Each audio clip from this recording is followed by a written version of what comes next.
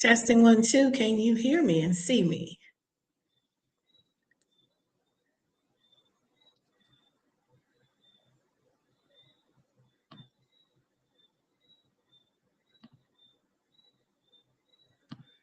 Testing 1, 2. Can you hear me and see me?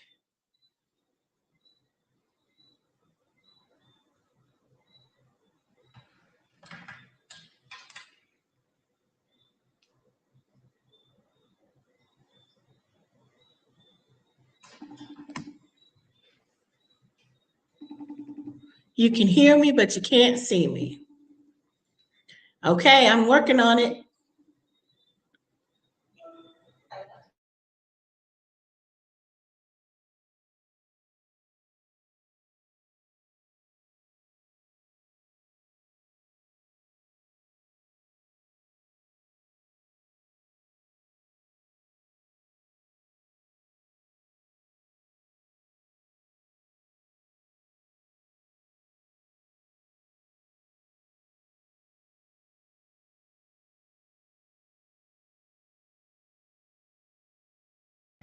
All right, I think y'all can see me now. Oh, you got a little technology. Good evening, everyone, wherever you are. My name is Jamila White. I am so excited to be guest hosting tonight for Rakita Lillard Brown, who is your 12 Days of Sweetness curator. So I want to welcome all the new and returning viewers. I want to welcome everyone who's listening live. I want to welcome everyone who's on the replay. And put it in the chat. Let me know if you can hear me and see me. I know you can hear me, but put in the chat whether you can see me. Can you see me? All right, I'm putting it in the chat. You said cannot see me. Okay, let's see what's going on. Okay, can you see me? Because if I put vertical, it shows the 12 Days of Sweetness overlay. Let's see if we can get that fixed. Let me see. There we go. I think now everybody should be able to see me, not the vertical people and the horizontal people. Everybody should be able to see me at this point, right? So tell me in the comments if you can see me. Thank you. Rakita says you can see me. Hi, Michelle.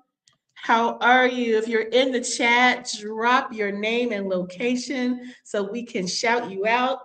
As I was saying, I am so excited to be guest hosting for Rakita. Today is her day off. We are sending her love. I know she's hovering around just to make sure everything is going smoothly. So my name is Jamila White.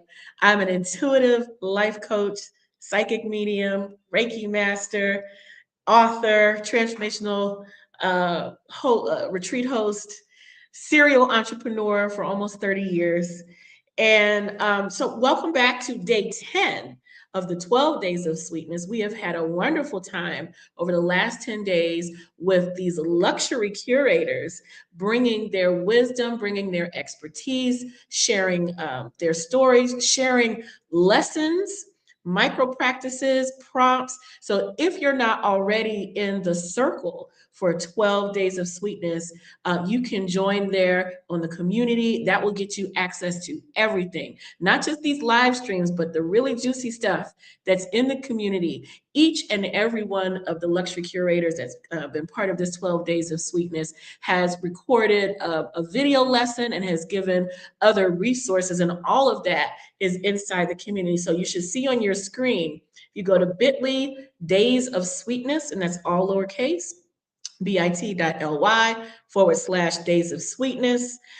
You should be able to join in, log into the community, and get all of these beautiful 12 Days of Sweetness resources, lessons, bonuses, access the full shebang.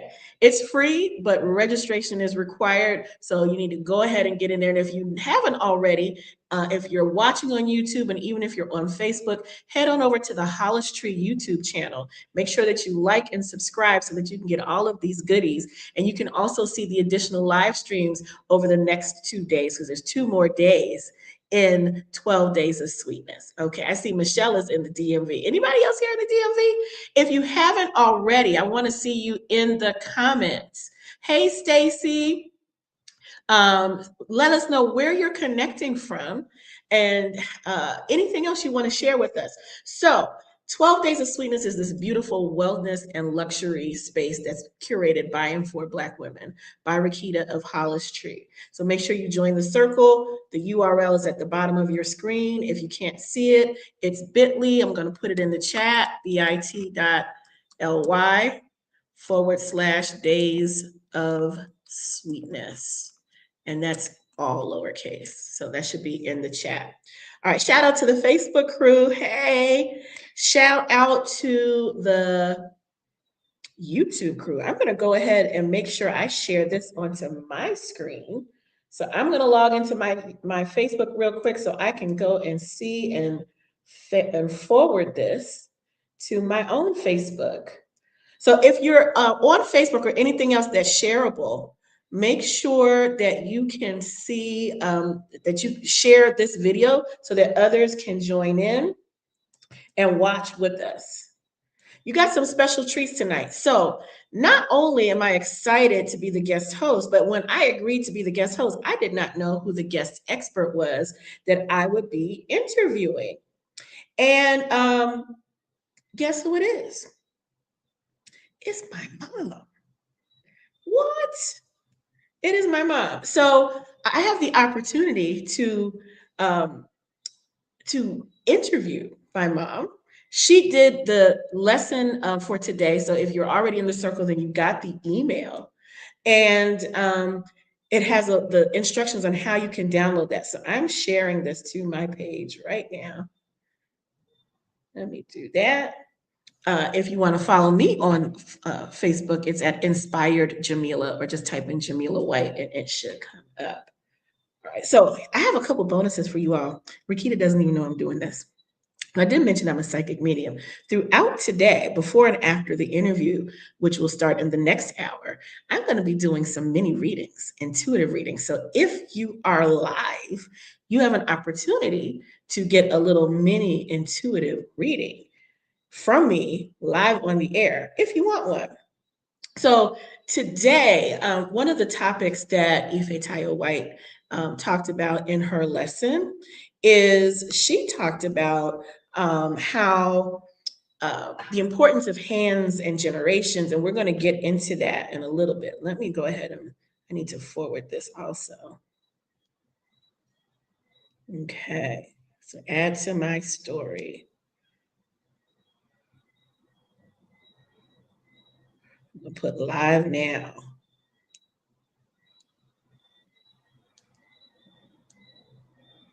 All right. Bear with me, y'all. Trying to do 2 things at once. Okay. So yeah, a little bit about, first we're going to start with a micro practice. We're going to start with a little bit of grounding. Make sure that you share this. Make sure that you share this so that everybody knows that you're in here, and invite your friends. So Stacy is from Canton, Michigan. Hey, Stacy. Hey, Stacy. Welcome, welcome. I am broadcasting from Barbados. I'm live in Barbados, in the Caribbean, in the Southeastern Caribbean. I am originally from the Washington, D.C. area myself. Grew up in and around Prince George's County, Maryland, and D.C. And so now I go back and forth between Barbados and the States. I was in Barbados for 3 years straight, and now I go back and forth between Barbados and South Carolina. St. Helena Island, which is one of the hearts of the Gullah Geechee community. All right, let's get started. So we're going to do a little bit of breath work because I want us to get good and grounded. We talk a lot about curating wellness and luxury, and everything starts with the breath. You are defined as being alive when you take your first breath. you are defined as being gone and deceased when you take your last breath. Your heart can beat, but if you're not breathing, then you're not living. So we're just going to take a moment. If you are not driving or operating heavy machinery, get comfortable. If you are, then you can just do this later because we want you to be safe. So get comfortable in your seat, on the floor, on the chair, on the couch, on the bed. We're going to do a little bit of breathing. So taking a nice, deep, slow breath. Nice and deep and slow on the inhale. And hold. Nice and deep and slow on the exhale. If you like, put your hands on your body. You can put your hands on your heart. You can put your hands on your stomach. You can put your hands anywhere on your body that your body is asking for more love, any part of your body. So we're going to do some more breaths. Take a nice, deep, slow breath in. Hold. And exhale. We're going to do a couple more. This time when you breathe, I want you to breathe up from your feet, up from the earth into your feet and up through your body. So just imagine that you have a root going down from the soles of your feet down into the center of the earth, or a straw if that's easier for you to visualize. And just see those roots extending down deep into the very center of the earth. And so when you breathe, yes, we're using our lungs, but we're actually breathing up from our feet and drawing this love and nourishment from the earth. So breathe up from the earth, all the way up through your feet. And as you do, just feel your feet and your ankles and your toes softening and expanding. And exhale. Once again, breathe up from your feet, from the earth, drawing that breath up. And as you breathe in up through your feet, feel your shins, your calves, your knees soften and expand.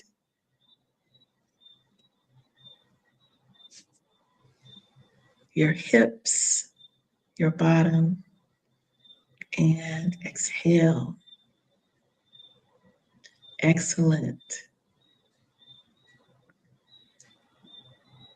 Breathe up from the earth, up through your feet, up through your legs. Breathe into your root chakra. Root chakra is your genitals, your anus, the tailbone. Breathe into that space and feel that space soften and expand.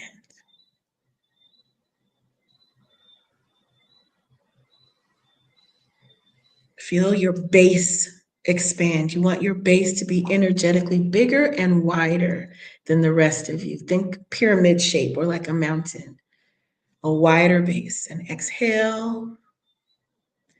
Breathing up from the earth, up through your feet, up through your body, and then up your spine from the root chakra to your sacral chakra. That's your womb space, your lower intestines, your lower back as well.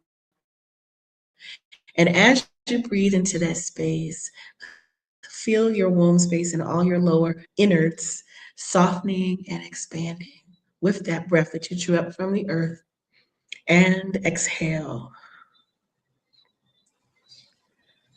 Once again, breathe up from the earth, up through your feet, up through your spine. Breathe into your stomach. That's this third chakra, solar plexus, and your lower back. This is our will. So our root chakra is our sense of safety. Our second chakra, sacral chakra, is our sense of being entitled to the good life. That is our sense of self-worth. That is our sense of joy, pleasure, and creativity. And we're breathing up to our stomach. This is where our boundaries are, our will. This is the I am, and our identity is here. So we breathing into this area, stomach, we are softening and expanding with the breath. So draw the breath up from the earth, up through your feet, up through your legs, up through your spine, and feel your stomach area, stomach, kidney, spleen, all that good stuff in your mid lower back, softening and expanding with each breath. And exhale. If you're just joining us, drop in the chat where you're connecting from. We are breathing up from the earth, up through the soles of your feet, all the way up through your spine,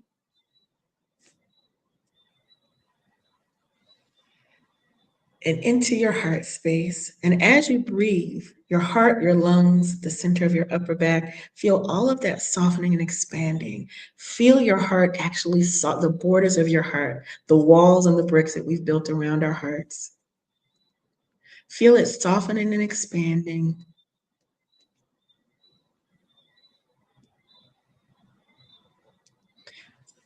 As you breathe in, hold, and expand.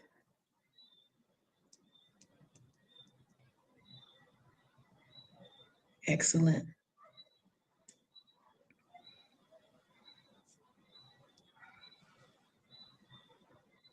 And exhale. Breathing up from the earth, up through your feet, up through the spine. We're going to go out to the shoulders. And as we do, any tension, any tightness, any heaviness that's in the shoulders, we're going to just allow that to just melt away. All of the tension. And as you breathe down through your arms, elbows, into your hands and fingers. Feel all of that soften and expand as you direct the breath. And exhale. Breathing up from the earth, up through your feet,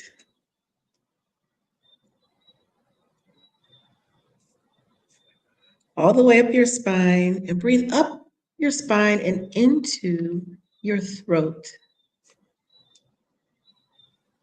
This is your throat chakra. This is your expression. This is where your truth lives and comes out. This is your creative expression. This is your voice. So I want you to breathe into your throat. Feel the breath. Feel your throat soften and expand. This is also your jawline and your mouth, so allow your jawline to relax. Unclench those teeth. Unclench. Excellent. And exhale with a sigh. Once again, breathing up from the earth, up through your feet, all the way up through your legs and up your spine. Now we're breathing into our third eye chakra. This is your sense of connectedness and knowing. Connectedness and knowing. Connected to all things. We connect through our hearts, but we also connect to multiple dimensions, multiple time zones, multiple timelines through our intuition. So breathe into the center of your forehead and the back of your head. This also includes your eyes, ears, nose, and sinuses. Take a nice deep slow breath in and up from the earth, up through the soles of your feet, up your body, up your spine. And breathe into your third eye. And also notice if your eyebrows or brow, your forehead, is furrowed, tight, or tense, and just allow it to release. If you need to touch, that's fine too. Allow your hands to go wherever they feel directed. Direct them wherever they feel like they need to go. And touch with love and intention. And exhale. Once again, breathing up from the earth, up through our feet, through our legs, all the way up our spines, through the third eye chakra. And now we're going to the crown chakra, which is the top of the head. This is our sense of connectedness to something greater than ourselves. This is the God energy and the halo above our crown chakra. So breathe up and into that space. Allow it to soften and expand and open. And exhale deeply and slowly. And on this next breath, we're going to breathe up once again through our feet. But when we do, we're going to go up through our legs, up our spine as before. But we're going to see the breath go right up through our spine and out through the top of our skull like a beautiful white light, almost like a whale pushing air through its spout. Right? So we're going to breathe up from the earth, up through our feet, up through our legs, all the way up our spines, right out through the top of our skull, and imagine it as a beautiful, brilliant white light coming up and out, and then cascading down and around as we hold the breath. And there's this beautiful white light surrounding you, beautiful white light and mist. And within that light, you know that you are safe, you are loved, and you are protected. And exhale. We're going to do that one more time, breathing up from the earth, from the center of the earth, all the way up through the roots, through the soles of our feet, up through our legs, up our spine, all the way up, and push that air up and out and down. And as we do, we're just in touch with our bodies. And notice anywhere in the body, whether it was during the breath work or right now, that feels tight or tense or heavy, and just breathe into those spaces, allowing them to soften, relax, and expand.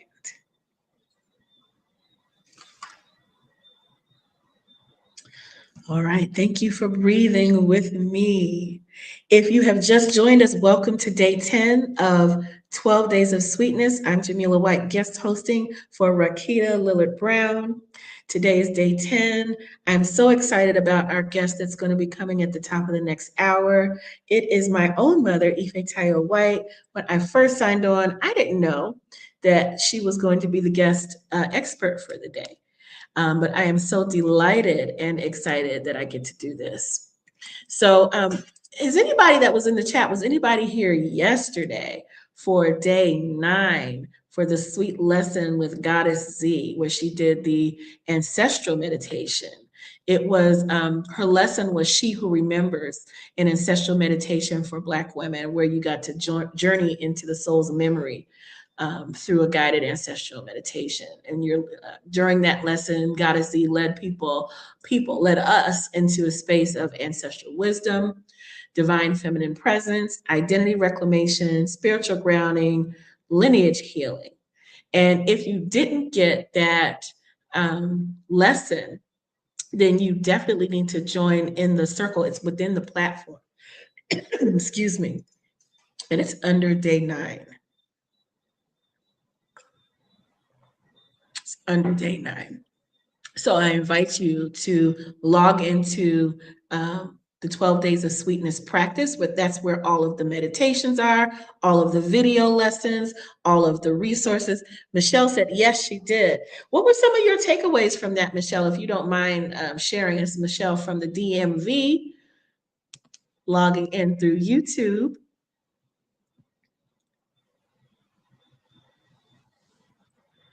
What were some of your takeaways from that ancestral connection?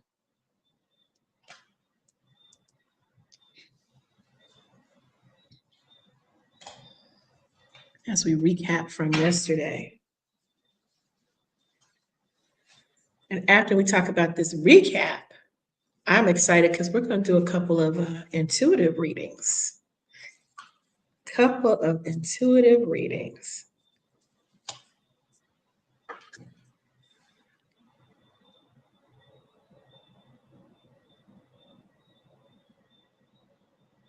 So if you're live in the chat, go on ahead and let me know if you want a mini reading as well. So Michelle said in the chat, she said, it was a great guide to connect with the ancestors. Yeah, thank you for sharing that.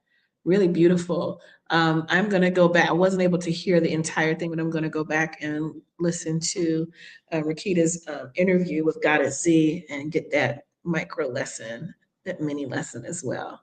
So shout out to Goddess Z. All right. So if you're online and if you're on this live call, on this live stream, this is the time. Drop your question and let me know if you want a reading, and drop your question in the chat. So Stacy said from yesterday, her takeaway was that I plan on creating an altar for my ancestors. Oh, that's beautiful. Oh, that's going to be such a beautiful connecting practice. And I know that will be wonderful for you. And I know your ancestors will also appreciate having that deeper connection and through the altar. And sometimes we got to just remember the altar is, of course, magical and sacred and all of that. But it's also to remind us to hold the energy of the connection. The items on the altar and the altar itself are to remind you to hold the energy, because you are the altar. Everything else is the representation of energy. You are the altar, and your relationship with the ancestors is the most sacred part. Everything else is the representation, but that representation and having that physical space or mini space allows you to remember who you are and whose you are, and to stay in the energy of the connection. So the altar is great, but the magic is you. But it's so beautiful that you were able to create that. So Stacy says she wants a reading, and then Michelle says she wants a reading, and we're going to get to both of those. So Stacy, you're up first, since I saw your message first. Is there any particular question or topic, general topic, health, love, relationships, career, finances, other, that you want to talk about, or do you want a more general reading? So drop it in the chat. Drop it in the chat.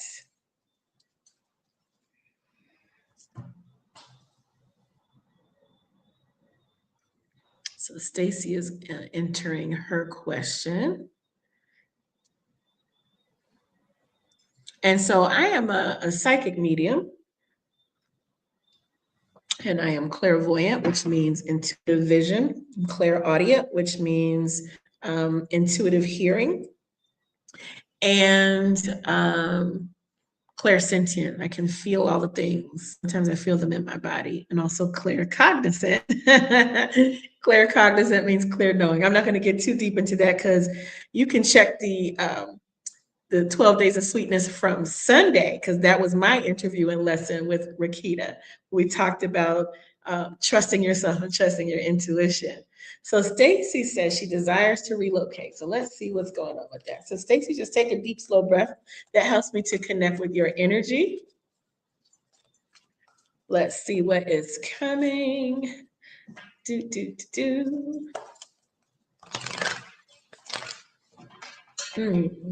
Just tuning in. So Stacey said the desire to relocate and anything else that comes. So, okay, there's pieces that's coming up. And the first thing is there is a change coming, a change around your environment. There's a change around your space, but I don't know that it's the big relocation that you're initially thinking of. I feel like there's a two-step process. One, there's a change of environment, but I don't know if that's the big relocation, right? There's something changing, whether you physically change your space or a person comes into your space or a person exits your space. There's a change around your environment. There is relocation coming, but I don't feel like it's like right now. It's a little bit down the line. It feels like there's one thing that happens and then the relocation. You're in the middle of almost feels like an energy reset or do-over around your identity and how you see yourself. Also, there's something from the past that's coming full circle. Having in this change, this identity shift of how you see yourself, and also the relocation part, are all connected to something coming full circle from your past. I want to dig a little bit deeper into this, because I'm not clear yet if we mean like past like 3 years ago, or past like past life, Akashic records. Stacey, also type in the chat, when is your birthday? Just the month and the day. When is your birthday? Because they're talking about something with the timing too, coincides with or overlaps with your birthday season. There's news or development that's near or around your birthday.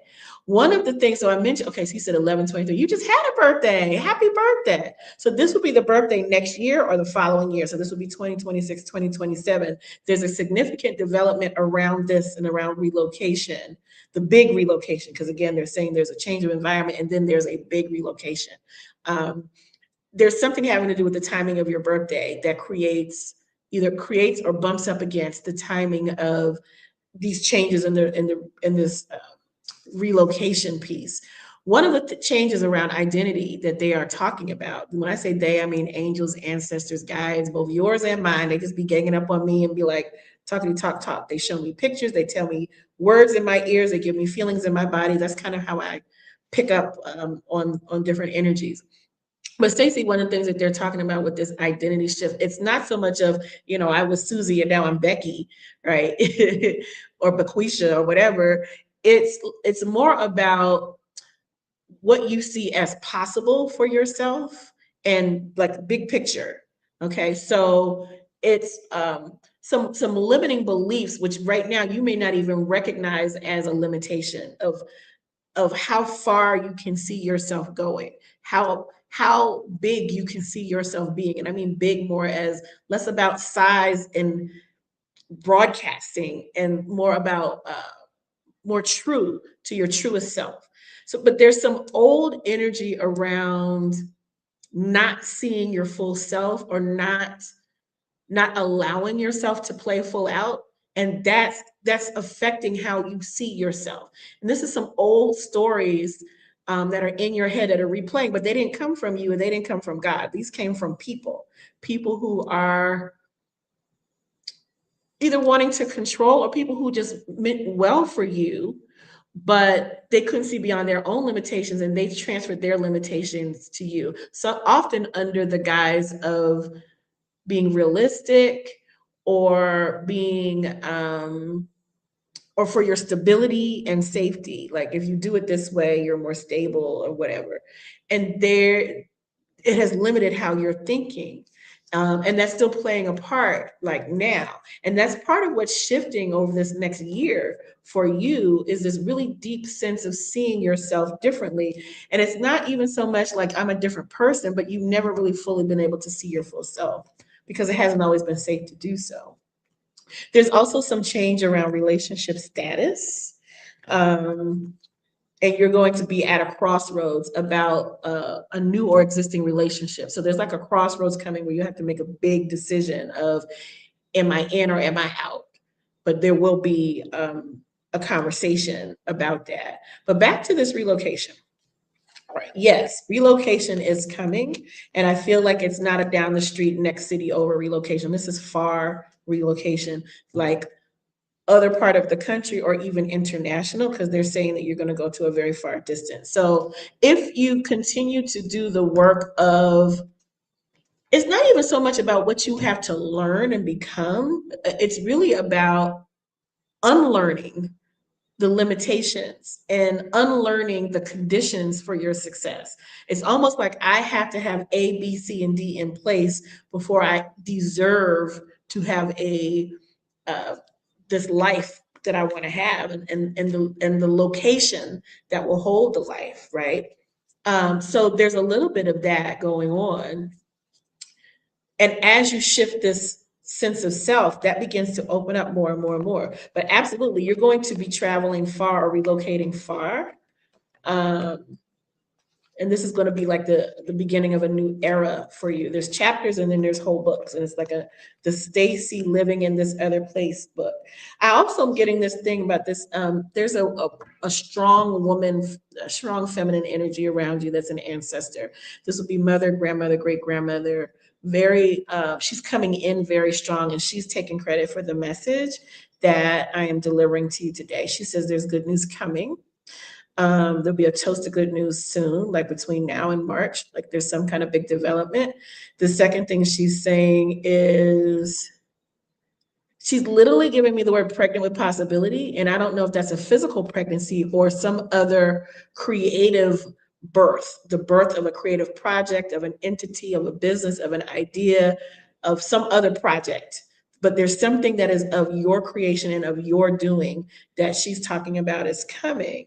Okay. So yeah, I'm really excited for this next year that's coming for you, especially the second half. And the more you do the unlearning of these limitations and the more like you peel off these layers and get down to your truest self, that self is the one who wants to like really expand without the limitation. So it's coming for you. Yes, there'll be a relocation. It's not right away. There will be a change of environment in the short to medium term, which can be everything from change around your residence, somebody coming in and out, redecorating, moving locally, or even change around the environment of your everyday work. But the big relocation is coming, and I feel like that's 1 year or so out. But you can also speed things up. So some of this isn't just about chronological time, but it's more about the order of things. Like thing one, thing two, thing three has to happen, and then the move can happen. And the less resistance you have, the more quickly you can move through those stages. And it's not a race, so there's no pressure like I got to do all of this. But just know that the more resistance you have, the more that slows down your time frame.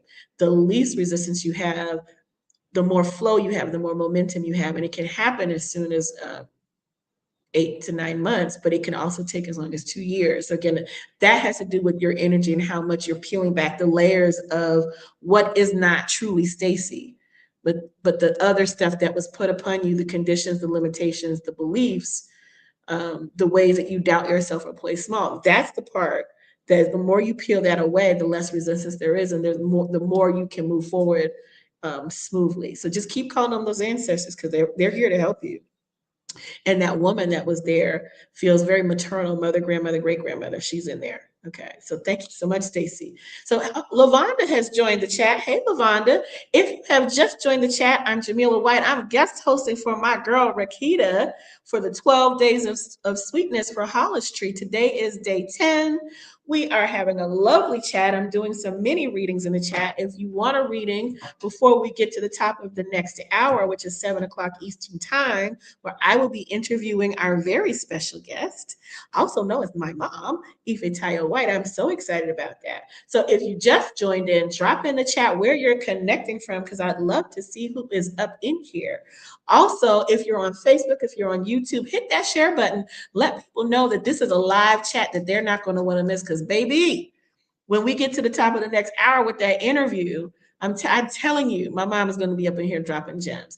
Also, baby, y'all getting these free readings up in here until we get to the top of the hour with the interview. So we probably got another 15 minutes or so where we are going to be, chitting and chatting. So I see Lavonda's in here. Healing Griot Simmons has joined. Hey, girl.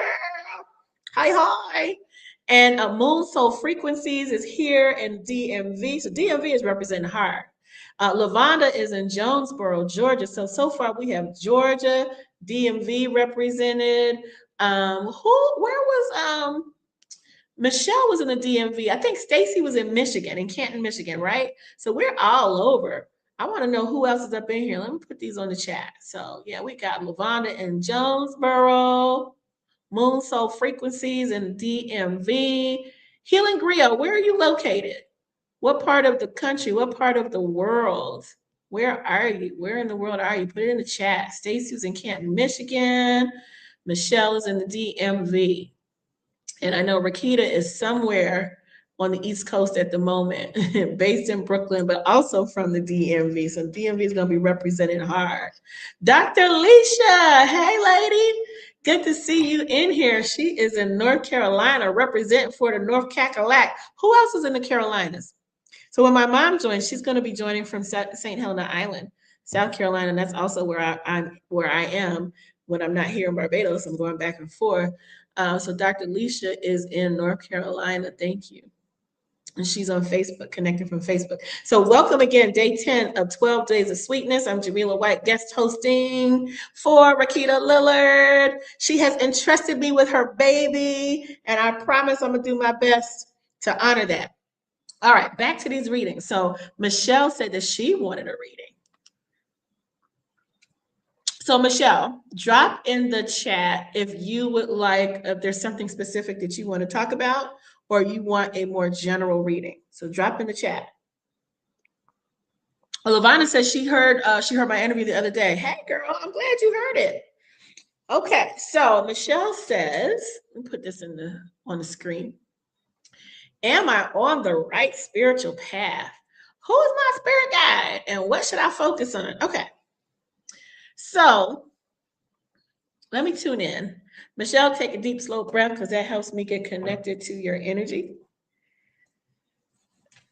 And welcome to the chat. If you're just joining us for 12 Days of Sweetness, while I'm tuning into Michelle's energy, drop in the chat where you're connecting from, but also if you aren't already signed up for the free 12 Days of Sweetness program, I mean, there's a 12 days of live streaming, but that's just a little fraction of what's going on.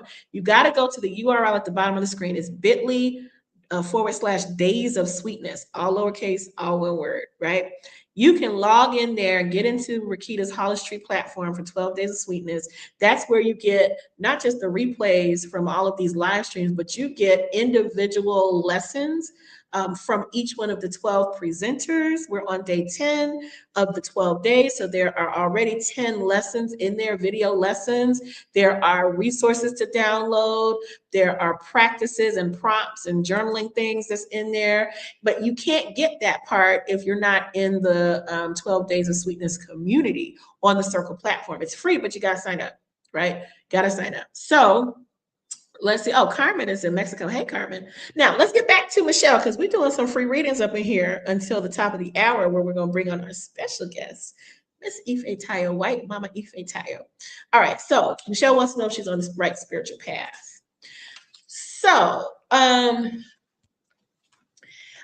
before we even get to the answer of the question, I want to poke a little bit around the question itself. Am I on the right path? Which implies that there's a wrong path. There is no such thing as really being on the wrong path as far as your life path, because your life is your life, right? Now, there's on the way to things that you want to see happen. There's on the ways to goals and intentions and manifesting. And there's no right and wrong path, but there's a slow and a fast path. So when we think that we're wondering if we're on the right path, there's an inherent judgment in there that doesn't belong in there. You're exactly where you're supposed to be, even if you're uncomfortable right now. Even if you're in an in-between stage, you're exactly where you're supposed to be. So therefore, you're on the right path. Now, you can take the slow route or the fast route, right? And if you want a smoother, faster, more easy route, I'm assuming that's really what the underlying question is. And you have more than one spirit guide. You have a whole crew of angels and ancestors and guides and sometimes deities and all of that. So let me tune in, Michelle, and see what's coming up around questions about your path, questions about spirit guides, and questions about what to focus on. Also, we'll go back to this other question about the should. What should I focus on? You know, Michelle, you're judging yourself a lot. This is what I'm picking up from you, not just from your language, but from your energy. And you have a lot of criticism running around in your head about whether you're doing things right. And also there's a lot of pressure on yourself to get things right or to, I don't want to say be perfect, but there's so much pressure that you're putting on yourself to not make any mistake. And that pressure is coming, it's right now internalized, but that didn't start with you. That started from outside of you. So Michelle's in the chat saying, yes, yes. So this is resonating with you. So you have this, you're putting this pressure, and just know that that's not you. That's not true you, like true Michelle. And that's not God. That's coming from other people. And some of these people aren't even around you anymore, but it was some early programming earlier in your life from childhood and other adult experiences that made you feel like I don't have any room to make a mistake. And that's so common among Black women because, you know, our whole a part of us generationally that survived slavery in the aftermath, there was so much pressure to produce, and our lives depended on our ability to produce, and there wasn't a lot of room for error because you could be killed, you could be raped, you could be tortured, your children could be sent away from you, sold away from you, your life could be made very miserable. And even today, we hear so often, you have to be twice as good, da, da, da. You know, we hear all that. And there's more of that conversation in my interview from Sunday that Rakita interviewed me on, when we were talking about that. But you, Michelle, you've got some of this energy going on, and that's not true, Michelle. That's Michelle in survival mode. And even you can look like you're thriving as you're surviving. If you look at all of the trappings of what we consider to be success, and on paper, you might be considered successful, but you may not feel good on the inside. And like you said in this chat, I'm putting this on the screen, Comparing yourselves to others, comparing yourself to others, and feeling like you're not enough. You know, these were outside influences that have been internalized. So even in the way that you're asking the question, it's like, I got to get the question right. And what should I focus on? Focus on what feels good. Focus on what you enjoy. And that's going to feel a little airy fairy to you because you're looking for, I want a specific formula to feeling better and to feeling more accepting of myself. But that's just it. The accepting of the self and this newer, deeper level of self love and feeling worthy as is giving your attention to what feels good in that moment. And that's probably against everything that you've ever been taught and every advice that you've ever been given, because it feels irresponsible or unrealistic or lazy or selfish. But you are not any of those things energetically, Michelle. I can feel that you're not. You're very earnest and sincere, right? Like, and there's a sincerity even in trying to do the right thing because you want to be a good person and you want to also contribute to community and to family and to friends. And those things initially come from a good place. But then when we add that internalized voice of the not enoughness, it starts creeping into other stuff. It starts creeping into performing and people pleasing and proving my worth and proving my worth. And am I good enough? And I got to prove that I'm good enough. I have to demonstrate that I'm good enough. Instead of just taking the focus off of that, because that's really focusing on other people and what they think, and focusing on what feels good to think about right now and to focus on right now, even if it's not like this is the path of 3 steps to success, but allow yourself to go down a rabbit hole, which is again against everything that we've ever been taught about being productive, right? We need to move out of that productivity and into the joy and ease space. Joy begets more joy. Work begets more work. So what feels good, or let me rephrase that. Not just what feels good in this moment to give your attention to, but what are you curious about? What are you curious about? A lot of times our intuition works through our curiosity, but because it doesn't sound important, we don't give it any attention. And where the attention goes, the energy flows. And if you want to get into this place of feeling better, and feeling like I'm on the right path, but feeling aligned. Alignment and flow has an energy to it. We can feel when we're not in alignment and flow. We can feel out of sync. We can feel off kilter, or we can feel like on paper everything looks fine, but I'm like going through the motions, right? So let me know if this is resonating with you in the chat. So this part about being on the right path, which was your original question, and what you should focus on, and put this back up on the screen. Your original question has to do with, are you allowing yourself to be pleased by what actually pleases you? Are you allowing yourself to enjoy what you actually enjoy, even if it hasn't been approved on the list of the 12 things that Michelle is respectably allowed to enjoy? What is your guilty pleasure? Like, do you feel comfortable dropping it in the chat? What is your guilty pleasure? What is it that, if nobody would ever judge me, and fear was never an issue, and money is not an issue, and most importantly, having the approval of others or pleasing others or not displeasing others, was not an issue, how would you spend your Saturday this Saturday? Like, forget that it's holiday season or whatever, but how would you spend a Saturday if there was no judgment by other people or by yourself? Like, what would you do all day?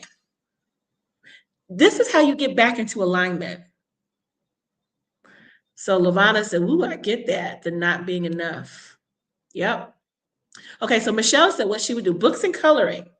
Okay, so as that came up for you, did any judgment come up around it? Any other judgment come up with it? Like, it's frivolous, it's lazy, it's silly, it's childish, it's not serious, it's not productive. Did any other judgment come up with that? Because here's the thing, you might have like big career questions or big life questions, and you're like racking your brain trying to figure those out. But the answer might be in the books and the coloring. It might literally be in the books and the coloring, but also when you give yourself over to that activity and are fully present with it without the baggage of guilt, but just allowing yourself to be fully present for however many hours. Again, we're going back to the, if you could just spend all day Saturday, doing that. And your loved ones, anybody you have to take care of, they're good, but you have a whole day to yourself, like staycation. What are you doing? And for you, it's books and coloring. Allowing yourself to be fully present with it. That process, that creative process, brings a different energy into your body and into your aura and into your energy system. And that is a creativity that also then can solve problems and come up with new solutions. So you spend an hour or two indulging in your creativity, again, with no objective, like when we were kids, we created without an agenda and an objective and a time frame. But as adults, everything has to be justified. Like, is it within the budget? Who else is going to be there? And la la la la la. And it's no longer fun, or it's a little bit fun, but there's so many rules and parameters, right? So if you give yourself over to this, Michelle, it changes your brain so that when you go back to the rest of your life, you can see old problems and old situations with a new, fresh eye. And then you start solving these other problems, or you start seeing what is the next step on this path, this life path that you're so worried about whether you're on the right path or not.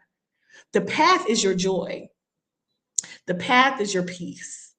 The path is your curiosity. Again, I don't even want to talk about intuition because that makes people think that they have to do all this efforting. And a lot of times intuition starts off as curiosity. I just keep thinking about this. So okay, Lavana's okay, Dr. White, I'm gonna need you in my life. Girl, just go onto my website and go to my Facebook page. Go to Jamila White, JamilaWhite.com. And and so that you can see when I live stream and when I do readings, or you can book a one-on-one session, or you can join my group coaching for women who want to start trusting themselves and living in that space. So Michelle says, that feels good. I just feel like I'm not as good or doing things that others are accomplishing. Yeah, the quickest way to feeling bad about yourself is comparing yourself to other people. And so resist that temptation. Resist that. You are here to march to the beat of your own drummer in your own time and at a pace that feels right for you. And by watching them in a way that isn't just, I'm being inspired by watching people who are doing their thing, but feeling like I'm not doing mine, or I'm not doing mine enough, or I'm not doing mine fast enough or good enough. It's a practice to unlearn that thinking. Just allow the people around you who are doing their thing. And again, not just accomplishing on paper, but are they joyful? Because sometimes we start being envious of people and what we think they have. It's not even really what they have. Right.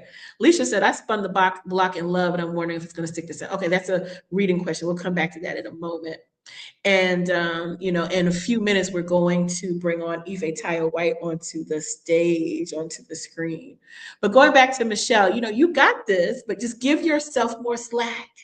Give yourself a break. Give yourself some grace, because that judgment is it's lowering your vibe, and it makes it even harder to experience what is joyful for you. But I'm telling you, Michelle, let me see. I'm actually going to do a little less coaching, a little more reading with you for a second. All right, let's see. There's some career change stuff coming, especially if you give yourself over to this creative stuff and this playful stuff. I see this happening around mid-year next year as the weather is warming up. So that's like June, July, August timeframe, maybe even as early as May. Right, but more play for you. What feels like frivolous is actually unlocking the brilliance in your brain, and you're going to have these new ideas and fresh approaches, even to old problems, old solutions, especially around the work that you do in your livelihood. And I see some recognition coming from that of, Michelle is doing things differently and attracting attention, which leads to some more success. Okay, so thank you so much for your question, Michelle. And please carve out some time for coloring and books, even if it's not like a whole day, but you can do it for 20 minutes. You can do it for an hour, but put yourself at the top of your to-do list, or better yet, put yourself at the top of your to-be list. Because doing coloring, being versus being a person who colors and enjoys crafts and art, that's two different things. One is a task, and one is a lifestyle. So bring more of that into your life. And thank you so much for your question. And real quick, before we bring on Ifetayo White to the stage, I'm going to hit up that question for Dr. Leisha real quick. I spun the block in love, and I'm wondering if it's going to stick this time. Well, it depends. You spun the block on the person, meaning that this is someone you dealt with in the past and they're back on the scene and you're wondering if it's going to stick. The only thing that you need to be wondering if it's going to stick is the love affair you're having with yourself. Okay, by the way, Michelle just sent all the hug emojis. Thank you, Michelle. So Dr. Alicia, the love affair, the biggest love affair you need to be having, and I know it's very cliche, but what I'm getting is decenter this other person and focus on you, even as you are engaging with them and interacting with them.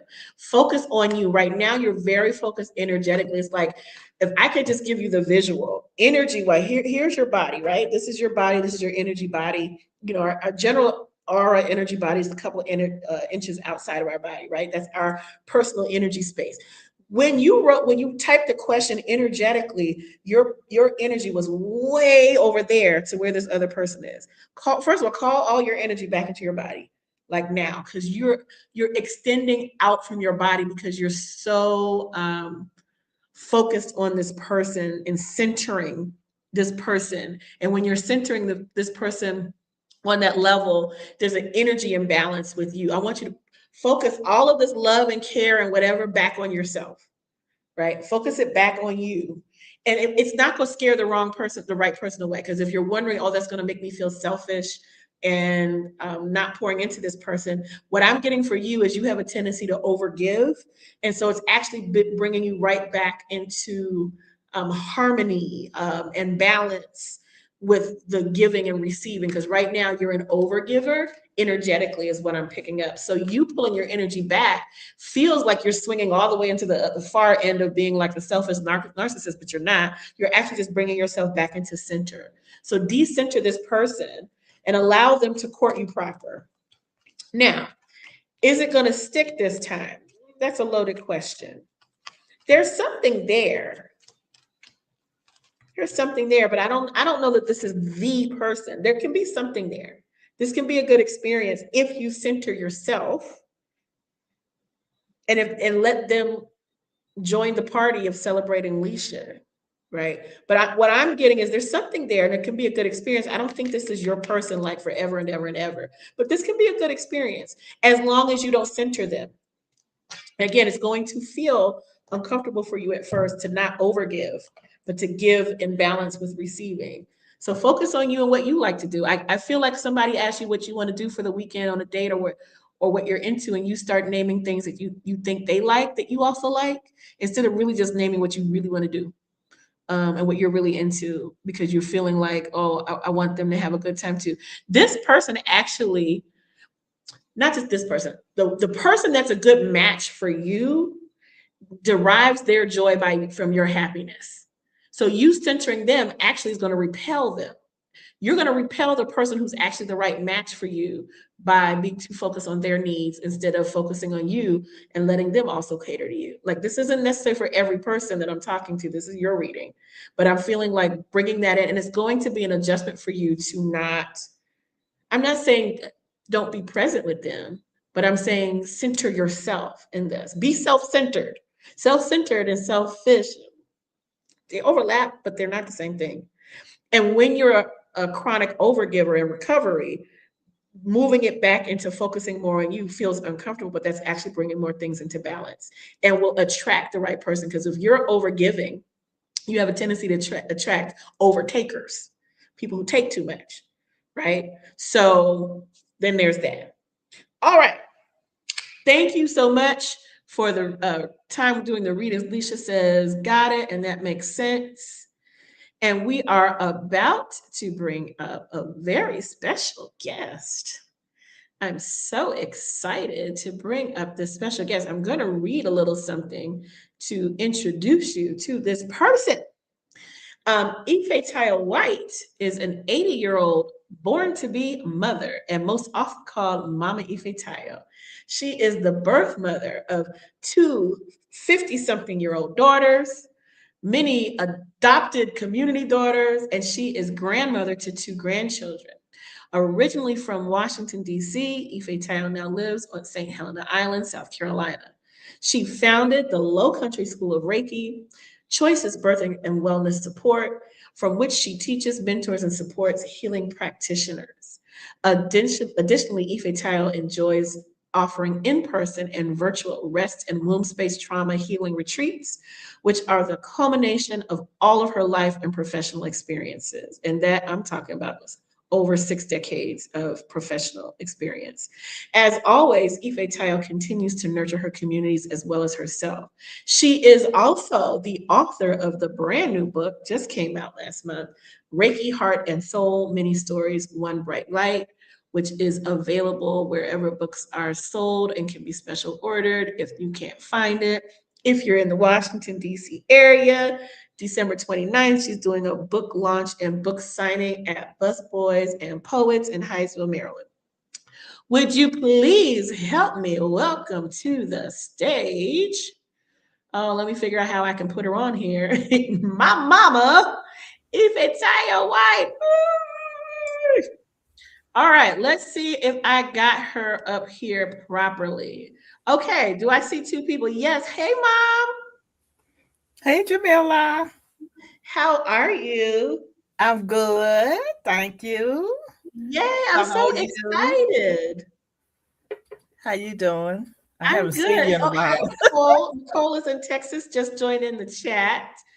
So earlier today, you gave a lesson that's inside the community, and the lesson was called "With These Hands." For those who had signed up and registered for the 12 Days of Sweetness, they got your lesson called "With These Hands." Yes. So I wanted to ask you, what made you choose that topic? Oh my goodness. It has such a relevance for me for many, many reasons. The first thing that comes to my mind is the book, The Conjuring of America, because I've got Mhm, to give a shout out to that book. And that book has put in context for me so much of who I am and how I got here to be who I am. And the my oneness with serving through my hands is major in my life. Um, mhm, as you all know, I am a Reiki master teacher and practitioner for over 30 years. So that means every day I have given myself Reiki, at least for that long, and have shared Reiki through my hands with others.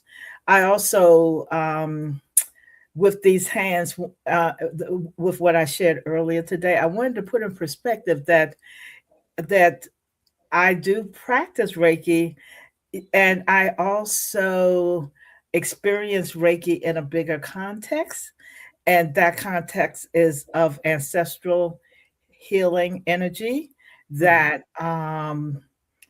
that many of us, who particularly those who are drawn to serve through our hands, and other ways. Actually, I'm going to speak a little bit more about that early later, but yes. So I my sharing of Reiki and the way and teaching of Reiki and talking about Reiki um, is really through my consciousness of an ancestral healing,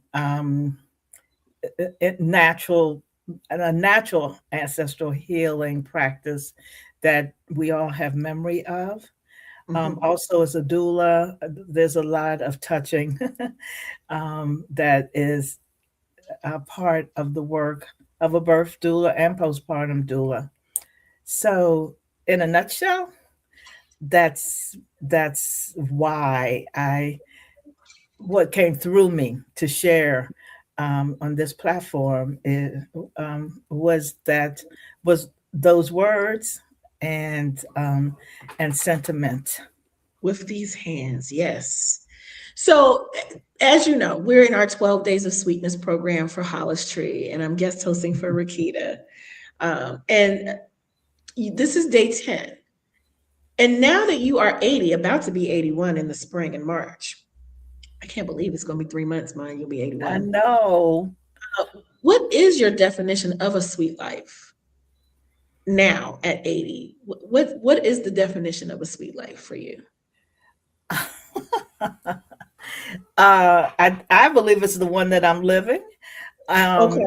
um, and consciously and intentionally created.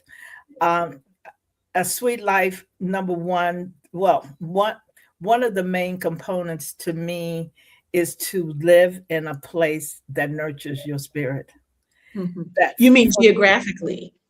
geographically is what I mean, and I was not I was able to move here to St. Helena Island 25 years ago. And that was why I moved here without family and with my best friend Arian King Coma introducing me to this place.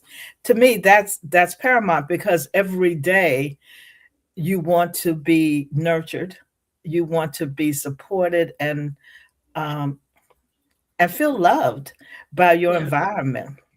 Yeah. So I know that there are circumstances why folks cannot live in their heart place at the very moment, but there's always, as I believe, we can begin creating through our intention that one day, sooner than later, I will be able to live in the place that nurtures my spirit. Yes. So for me, that's number one. Um, because I'm from DC and I love DC, and it is not the place for me to that nurtures my spirit in the way that living here does. I It has its understand. elements. Yeah. Also, the um, the choice to serve in the way that is in alignment with my spirit, to have the courage to be self-employed, to continue to serve at 80 and love what I'm doing. I mean, I wouldn't continue to do this work if I wasn't loving what I was doing. And Right. that also is a sweet life to love what you're doing so that even though you might experience physical fatigue at the end of the day and maybe emotional fatigue if you've been present with, really present with people, there would be there when you thought about it, there would be no other work that you would want to do. There's just no, because of your one, there's a oneness um with with how you're serving. Well, people always ask me, they say, your mom moved down to South Carolina to retire. And I'm like, retire? She's not retired. Yeah.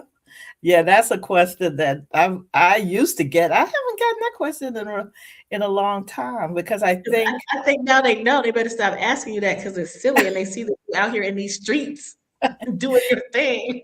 and social media, I'm really, really active on Facebook, as a lot of you guys Yeah. know. Everybody, all the young folks have all these other platforms. Facebook was where I started, and it is where I, where That's where I'm. your people are. So it worked. And if you want to follow her on Facebook, just look up Ifetayo White on Facebook, and you Yeah. can see her there. So the description that you gave of what is a sweet life to you now through the 80-year-old lens, how has that vision of a sweet life evolved, or has it changed since you were 70, 60, 50?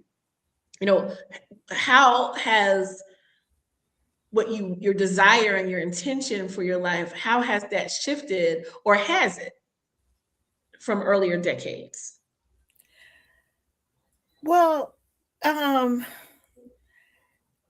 Well, not really, not through my 60s and 70s, I would say. It's been an evolving and intentional and evolving. Mhm, There's not a big difference in the way that I'm living now than 25 years ago when I moved here. There was a mhm, difference before that time, but the I've always, I would say, really, I've I have lived a sweet life most of my life because I've had, I believe, I've made choices for myself. And even when I was mothering young children, you know, the choices are a little, they are a little more limited for an individual, but yet there are choices that a parent can make that will still be nurturing and supportive to the children, which would mhm. also contribute to a sweet life. You know, Right. if you are able to still, um, And I look at some of the choices that you made as I became more aware. And my 50-year-old self looks back at some of the choices, and I see how much it has influenced me. Because mhm, had you not picked up and left DC and first went to Albuquerque and then Cottonwood, Alabama, and then back to DC and then to St. Helena Island and to the Beaufort area, I don't know that it would have occurred to me that I could just pick up and leave and go to Barbados. That wasn't my first stop, but just the right, idea that you don't have to stay where you are, that you can go someplace that nourishes your heart and your spirit. And for me, that is Barbados. But I don't know that it would have occurred to me that it was just something I could do without this major undertaking in this plan. It was like, okay, it's time to bounce. And yeah, so I thank you for that example. But at the time that you were initially making the moves, that wasn't my thinking or appreciation. At first at 17, 18, and then now at 50. So I thank you for that. So, but you mentioned something about the sweet life definition of a sweet life that you have now, that you pretty much have had for the last 25 years or so. But what advice would you give to your 30 something year old self and your 40 something year old self from the 80-year-old self, that if you could go back and visit yourself at that age or in that range, what would you tell the 30 something year old you? well, because you're talking to your mother, the Aries person. I think that I probably carry a greater capacity to move with less fear than some other people. I probably Yeah. carry a greater capacity to take a chance on my life. So, so in my 30s, was um, actually in my 20s, let's back up to that, when I had my first child and announced to my children's father that I was not going back to work in an office, that I was going to stay home and take care of my children. That was not a very popular, but that's what my heart and soul said to do. I mean, it wasn't something I was making up in my head. It was something that my heart and spirit said, this is what I must do. And so, even in the face of it not being the most popular choice for folks around me, it was what I had to do, and it's what I did. And I had to face whatever those consequences were, because if your spirit is saying something, how can someone else? I mean, others might dispute it, but how can you live with Mhm. agreeing with colluding with someone else who is speaking contrary to your spirit? So when I moved to New Mexico, I was in my 40s, and I cried and boohooed because I was leaving my daughters. I never expected that I would not live as my whole family has lived, within close proximity of their children. That just never had been my plan. But my spirit was so strong in saying, you are out of here, you are leaving. So it And, was. and no, I had no role model for that in my family or not too much in my community. So so there So where again. did you find the courage though to do something different than anybody has ever done and anybody in your and not just to do something different than what people in your family have done, but to do it in the face of criticism, spoken and unspoken. And why is she doing that? Why was she, how do you find the courage to do that? Because there's a lot of people who have a feeling about something or maybe have received internal or spiritual guidance to move in a certain way, to move in a certain direction, or to create some, or whatever it is that they're being called to do. And the fear of, well, I don't want anybody to think dot dot dot. How did you summon the courage in the face of, and you even said yourself, the boohoo crying, and I didn't think that things were going to go this way. How did you summon the courage to make such a leap from anything that you had known or seen before? Okay, Jamila, you have I'm not even sure if you realize this story for me. Uh-oh, here we go. No, but I was born and raised Catholic in a Catholic Right. family. And um I I even convinced my children's father that, for us to get married, he had to go have these classes with the priest. He was not happy Right. about that. Right. That was not.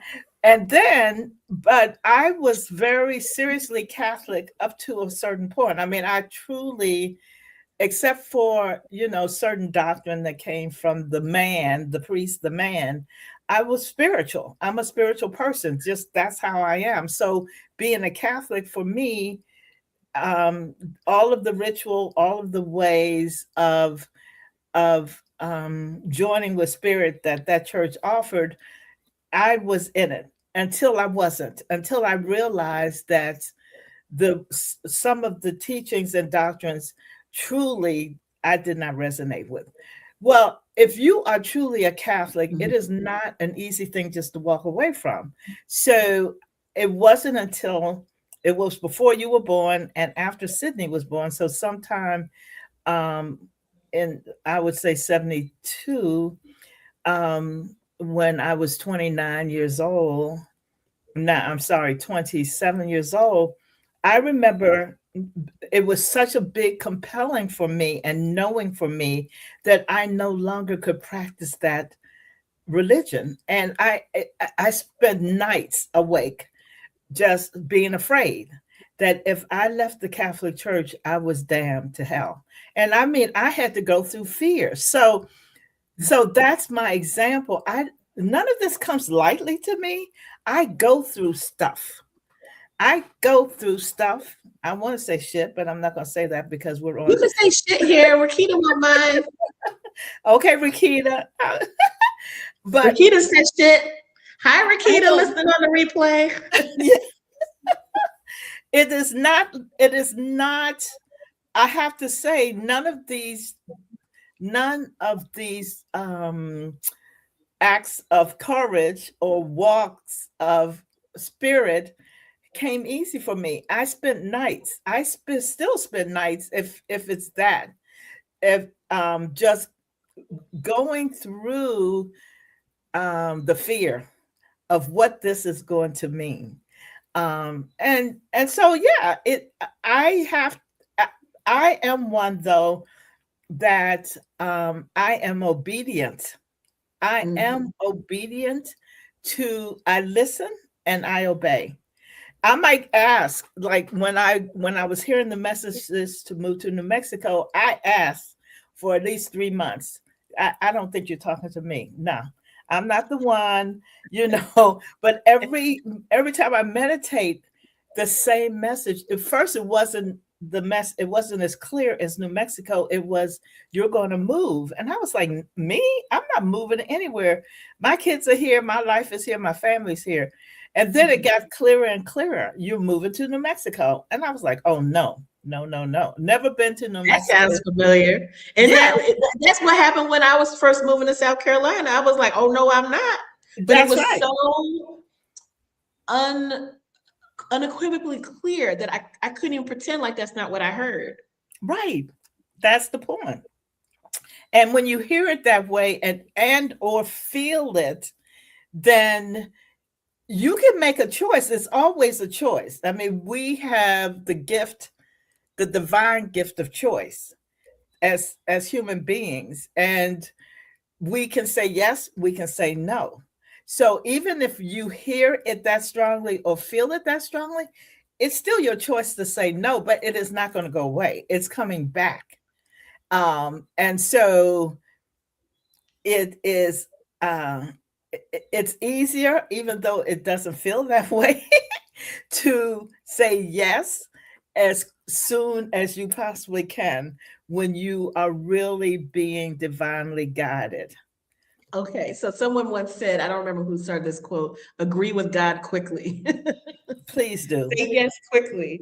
Say yes Yes. quickly. Okay, so I want to switch gears for a second because we talked about a little bit about the courage to do something different than what has been modeled in your family. And I think a lot of people might be able to relate to that. People who are listening live, people who are listening on the replay of being guided in on a different path or having a different vision. So one of the questions I wanted to ask you about, speaking of generations, the similarities and the differences between generations. How are certain gifts passed on through generations? Like how do they manifest differently? As a we talk about generational traumas, but we also have generational gifts Right. and ancestral strengths, not just Yes. ancestral trauma. So how are gifts passed through lineages and generations, and how do they manifest differently? Okay, well, I I think I mean, I know you know the answer to this question, but okay, so we have to talk about DNA, we have to talk about genetics, and it is a known fact that we all, every human being who is born, comes into this world with um, certain genetics, there's certain aspects of our parents and the parents before them that are carried through a line in what we call our DNA. Um, so the generational, we're very familiar with the traumas. We particularly African American folks, we most of us have the trauma of enslavement and being kidnapped from our homes and brought here, and other places, actually brought to other places in the universe, and also those same gifts. Now, what? Okay, so but we are still individuals where where that there are many factors that go into our creation, that are not just those DNA pieces. Okay, we have past lives of our own. I believe, you might or might not believe in past lives, but we have our own past lives that are not necessarily influenced by this this particular lineage that we have born into in this life. So there's just many factors, I believe. Now, I'm also one to believe in the original design, that we all were created whole and complete in our Mhm. true selves in the beginning. Now, and this could be a whole nother 2 hours of a conversation, so I'm just letting it be just on the surface. We were all created yin yang, whole, complete, um, with all of the knowing and gifts there at our disposal. And then we made some choices to have experiences through lifetimes. Okay. But so my belief is that we still carry that divine design in us, that is our true selves. And that divine design also is influencing and organizing. When we connect with it, it also is going to um, trigger our memory Mhm. of of gifts, of our gifts, because there are no traumas in in our in the essence of our true selves. The human experiences are what put that the human experiences will put shades or clouds over this divine design, so that we have amnesia. So Okay, there's a well, lot of let's amnesia. influences. Amnesia, Well, okay, so what you talked about DNA yeah. and how gifts and things can be passed through DNA. What gifts did you inherit from your mother and grandmother, and maybe even grandfathers and fathers? But I'm just thinking about the maternal line specifically. But in general, what gifts did you inherit through your DNA versus something that was taught through behavior? What gifts did you inherit through your own DNA? Okay, well, that I'm aware of, Yeah. um, I'm aware of the gifts of intuition, of strong intuition, um, and um, what's how do I want to say it? Being an empath, and Hmm. also, you know, um, I can say from my grandmother, because sometimes it skips, because my mother did not demonstrate, even though I'm sure she also carried the same DNA, but this desire to touch, which I exhibited as a 4-year old at my grandmother's feet. That's what I wanted always to do, was to rub and touch, as a child, and that was also evident in that lineage with my grandmother, particularly.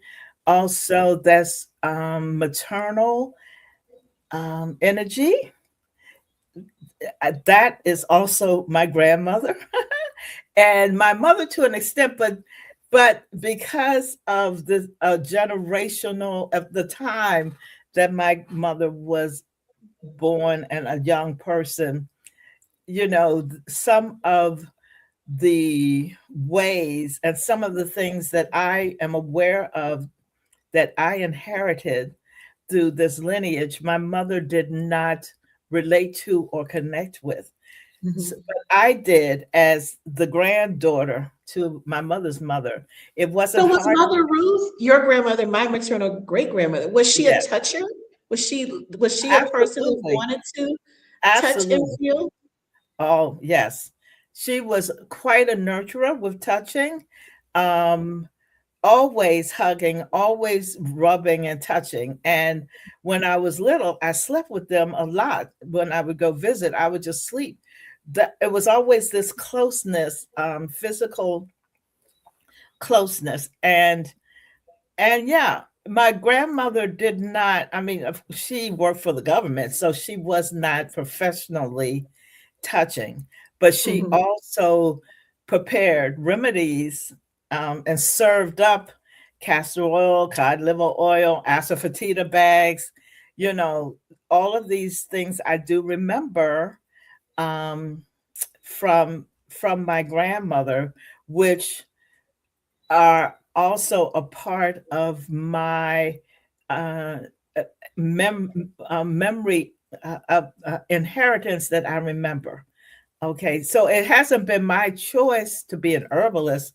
I have studied herbalism, but that was not the strongest call for me.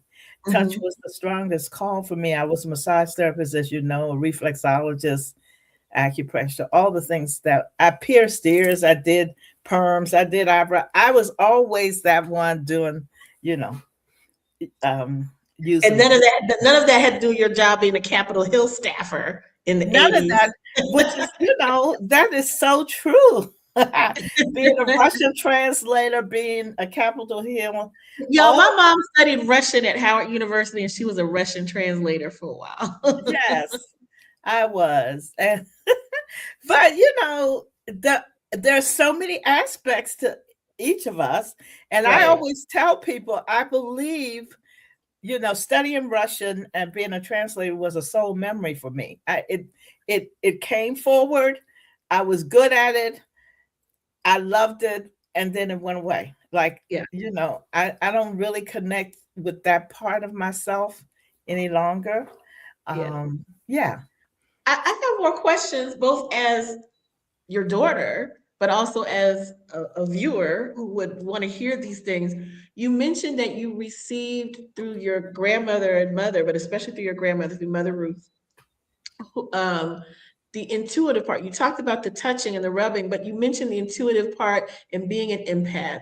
How did those gifts manifest in her? How did you observe? What do you remember about her intuition or energy sensitivity, being an empath? What do you remember of her that that part of you came through that lineage?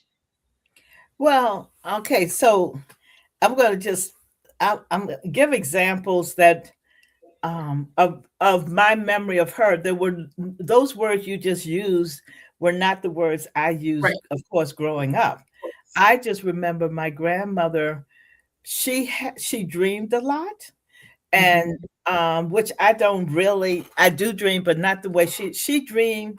And she always had a number book, which a lot of Mhm. people in DC had. So she was always hitting the number because her dreams correlated to whatever was in the number book, when she dreamed about Look, that rabbits. that genetic gift has missed me. I got the intuitive part, but I can't never get these numbers. And believe me, I have tried. I can't But get lottery numbers. I you dream though, Jamila. You do have dream, and the fish dreams and everything. yes, that's what I mean. Yes. That's what I mean. She dreamed, but yeah, I mean more than just numbers, but numbers was a big thing in our house. We always had these number books because that's what my grandmother, was always referring to them with her dreams that she remembered really clearly. And more often than not, she hit the number because her dreams and the number book matched up.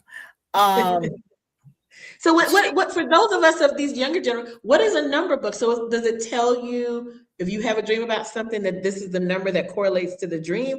Or are you saying she was actually dreaming of numbers and writing no, them in a book? no, it correlated. So if she dreamed about frogs, she went in her number book, and it had a whole correlation to frogs, and it might be frogs dancing, frogs singing. I mean, it got very specific. And then she would play the number. She would call whoever you call, or give somebody a piece of paper, and they Mhm. would take it to wherever and wait for the number to come out that day. So that was one of the ways that I mean, as a young child, I just remembered, that happened, throughout my whole youth with my grandmother. And She also, knew things. I remember you telling me she knew things. Okay, you were saying also? yeah, she knew things. Like, both my mother and grandmother knew who were calling on the phone. I mean, that was one of the things that that was commonplace. My grandmother also knew who was coming to visit before they got there. Mhm. I feel like so and so's coming. I'm going to see so and so soon, and then next thing you know, they're coming. Um, Now, the empath part is hard for me to say at this time because um, those generations were not as easy to share verbally about their feelings, number one. So the feeling of, us being aware that we're feeling this way or that way because somebody else is feeling this way or that way, that was never really a part of our conversations in my growing up. Um, I just knew of her sensitivity in the way that she responded to this person or that person. It was just very obvious, not whether she liked the person or not, but the being in tune with the person at that time. Okay. Um, yeah, there just I, Well, you many, used to tell me what you told me once that when I started having fish dreams when I was in my early 20s, I was probably 20, 21, 22. Around that time I started being aware that I had fish dreams, yeah, because fish dreams meaning that predicted pregnancies. Because prior to that, I may have been having fish dreams, but I never knew that it meant anything until I mentioned it to you. This must have been 95 or 96. When I mentioned to you, oh, I had a dream and there were fish and da da da da. You were like, that's a fish dream. And I was like, yeah, there were fish. And you were like, no, that means something yes, in pregnancy. And I had never heard that before. And then yes. sure enough, right after that, a whole bunch of my Delta line sisters ended up pregnant. Yeah, yes. So, Yeah, the fish and dreams were specific to her also about And I pregnancy. had I never heard of that Yeah. before.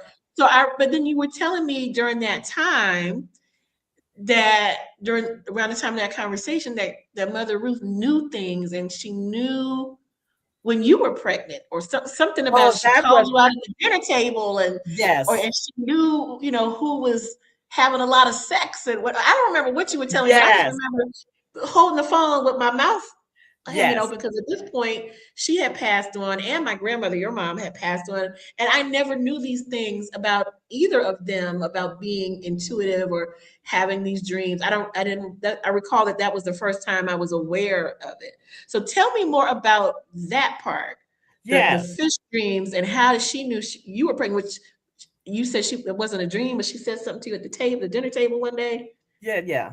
Well, yeah, and I was gonna You're move spilling into all the tea. yes, no, no. Well, her and since becoming a doula, there's some things that I understand better. But I remember we were all afraid, as young women having sex somewhere, to come around her because number one, she could tell that you were having sex. I How could she don't. I now that piece I don't remember. I don't know how that was happening, but Well, how did you know that she know? Did she would just tell you and oh just yeah, oh well, it was more a second person. Mother Ruth, somebody would say, "Oh, Mother Ruth said you must be having sex because da da da da da da da," you know, she knows you having sex, blah da da da da. That's how it would come. She never said anything to me directly, except for being okay, pregnant. She could right? tell, and now I know she would look at your neck. She would all, and she did tell me that. She said, I can tell when somebody's pregnant because I see it in their neck. Now, what I've learned since being a doula is that yes, it's your thyroid change. Your Oh, thyroid changes, so and literally it's physiological as it well. really is. But she never, that's not, that didn't mean anything to her physiologically. She Mhm. saw your neck, and there was something about your neck that told her that you were pregnant. And So I so, want to know, why weren't y'all always wearing turtlenecks then and covering? well, if Keep you her were out pregnant, y'all business. and I think a lot of us did wear turtlenecks. I don't think I, Turtlenecks, scarves, chunky all of that. necklaces. All of, oh, you know what, Jamila? It was What? something about the way you walked that she knew you were having sex. When you that now I'm remembering it was something about the way you walked that she says that your walk has changed. And for her, that meant Were you intuitively. walking bow-legged? Like, what's the difference? So it's This something on was your neck, you're pregnant, or if she had a fish dream. But and if you as were walking different, that means you was having but sex. listen, according to my mother, these were old wives' tales, but I swear to you, they She might was have right been old. though. Huh? She probably was right though. She was right. No, no, absolutely, she was right. But I'm remembering it was about how you walked, that she could tell that you were having sex. Don't ask me how, because I don't have that same So gift. all you can do, you go over your grandmother's house and just sit in a chair in a turtleneck and not get up.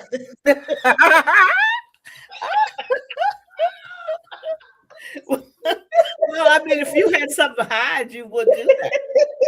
Just You so know. she wouldn't be looking at you to see if you was walking different. Well, don't forget, I lived there with her until I got married. So Yeah. Oh my you know, God. I know. Oh. But these Okay. are ways.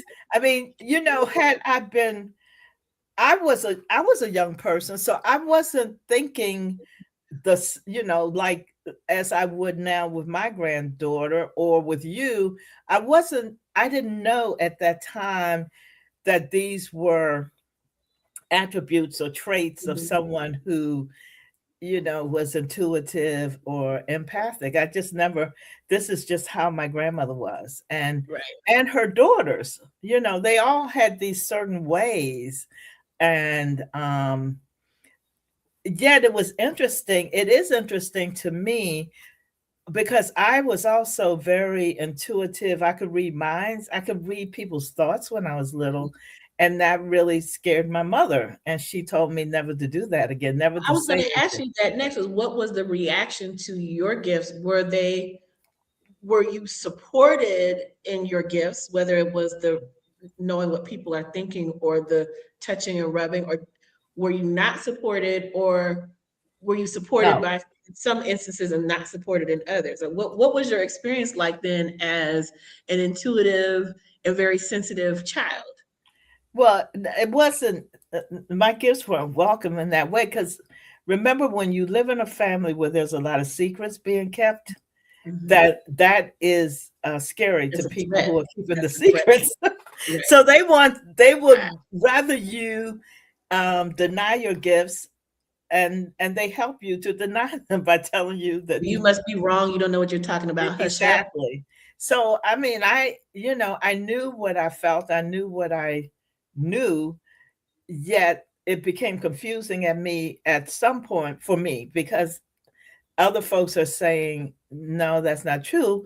But by the time I was 9 or 10, I was pretty much convinced that I knew what I knew, and that What were that some of the kinds of things that you knew as a child that you knew that you knew something, or that you knew and either spoke up and were appreciated for it or kept to yourself? What were the kinds of things that you knew as a well, child? a couple of things. One is that I knew when folks were lying in my home, and they were covering up something, and they told lies about it. And I also knew when other people, which is what I told to my mother when there was a woman visiting a friend of hers, and I shared with my mother that she was lying, that she was not telling the truth. And that's when I was told never to say anything like that again, Mhm, mhm. never say it. And so there was a lot of fear really around my capacity to know, because it meant that that was going to bring light to some areas that were best kept in the dark relative to the family that I was living with, my family. Also, when I began meditating in So 19, at what point then, going from a sensitive child, oh, go ahead. no, I was going to say, I mean, this didn't stop ever. I began meditating TM in 82, and it really scared my mother, who said that she had read articles about folks who were meditating and that they went crazy. And so she was advising me to give up that practice, which, Okay, but you I'm did not. following my spirit. I'm a meditative. And You so, did not. I remember being about around that time, being like 9 or 10, and you started your daily twice a day meditation practice for 20 minutes in the morning, 20 minutes in the evening when you came home from work. And I yeah, remember you were very clear with us. I'm going in my bedroom, I'm going to be meditating. which Yes. means my door is closed. Do not open the door. Do not call my name. If somebody calls on the phone and asks me, tell them you will take a message, but do not open this door. And we I can't remember if Sydney, my older sister, if she was as, I don't want to say obedient about that, but if she was as curious as to what would happen if she opened the door as I was. I know. And I was testing that boundary a lot initially until I got it like, oh, she means don't open this door. But was Sydney, did she? Because I just remember thinking, well, the door is closed an awful long time. What if I want something? And of course, I can think of 100 things that I want now to ask you or tell you or have you, Yeah, but ask you to do. it was very clear. I mean, I was very clear it would be 20 Yes, you minutes. were. It was going to be 20 minutes. So Yes. you knew how to tell time. And so 20 minutes was what it was going to be. It wasn't a secret. It wasn't going to be 5 minutes one day and an hour the next day, 20 minutes. So, yes, you were very curious and also very persistent about calling my name, whispering my name under the door. You know, and all of that, all of that was fine. At least, you know, I still, still another example of how my spirit said, "This is what I must do." You And were so very devoted to that practice. I was Very. devoted to the practice because my message was clear. For me not to be insane, I had to meditate twice a day. So I had to have children to understand that you're gonna have to give me 20 minutes, and the rest of the time I'll do your homework. We will have whatever, but I have to have that 20 minutes when I come home for Right. my transition. Yeah. So And that's when you had your Capitol Hill job. You would come home, put your yes, bag down, you would go in your bedroom and close the door. that's it. And In then we'll 20 have the rest. minutes. Then the rest of the evening, the rest of the day can proceed. But I had to, because of how I'm wired, and I didn't know at the time. I mean, I am highly stimulated, so but anyway, And that also was you were in that toxic job with that crazy boss lady. that is true too. You That's a know, that's I'm sure another somebody story. listening can relate to that. That's a whole nother story. Yeah. So I want to go back to this genetic legacy of gifts. And I remember one time you explained to me about a woman child, a girl child, that when she's born, she is born with all of the eggs she's ever going to have in life. And that, technically it's the grandmother carrying the mother who's carrying you. So Mhm. you, we as women resided inside our, not just our mother's womb, but in our grandmother's womb. And that the things that happened at the point of conception with our mothers affect us. Can you talk more about that and I the genetic, what does that mean to be cared energetically, genetically, and as far as gifts, what does that mean about being carried inside your mother, inside your grandmother? It means, I mean, literally, it means we're one. I mean, when you Yes. think about it, if you know that those eggs are present, like even in my granddaughter now, in you, in the granddaughter, that those eggs from me, from my mother, from my grandmother on back are past, are present in us. It is, it is, what's the word? It's mind blowing in a lot of ways. Mhm. It literally is mind blowing. And this is just an aside. Put a pin in that. But I just Okay. read recently an article that said this. It's a scientific research article, and they're doing more science that intelligence is passed through the mother's lineage. So Really yes, interesting. yes, Even to boy children or just through yes. the women? No, So, okay. to boy children, So you get it your smarts from your mother's side. exactly. You get your smarts from your mother's side. Now you get other things from your father's side, and um, but I haven't. And as you asked that question about the eggs, my mind, and the reason I brought up this particular study is because I had been pondering, and I don't have an answer yet of what all that meant relative to, to these eggs that are formed, that are already formed in us. It is such an energetic phenomenon. It's such an energetic. There is so much about us, the human species, that is mind blowing and energetic. I don't even know how, it is so, all of this of passing on genetics and trauma and, all these atoms and cells, they're all energy.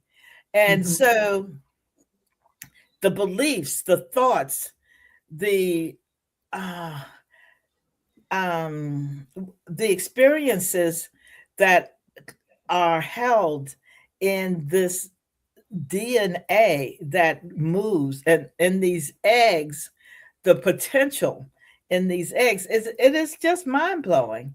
But when I break it down to the fact that we are energy beings in reality and truth, and all of the experiences, even those experiences captured in our DNA, is energy.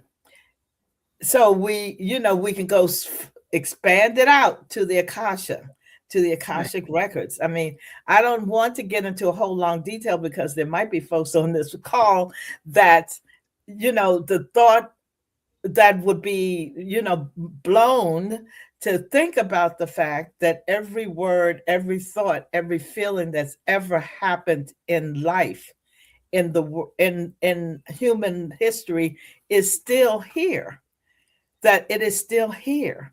Mhm. Um, it is absolutely mind-boggling. So when you think about all this, Jamila, we can think about the we can think about potential. We can think about potential because potential is energy. Right. Again, it's all energy. And so when we have thoughts, when we have aspirations, when we have uh yes, thoughts, aspirations, desires are energy in themselves.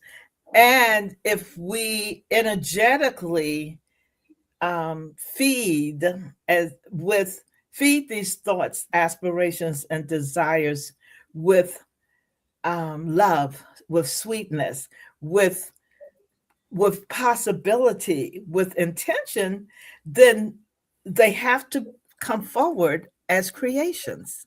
Right. It's just the truth. It just So, must be, and so it is. and so it is. And so it So is.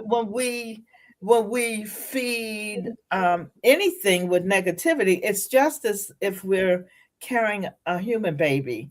We can. I always love to use human gestation and birth as examples, because the way we want to treat our human baby, human creation, is the way we want to treat our, all of the other creations that are gestating in our womb space.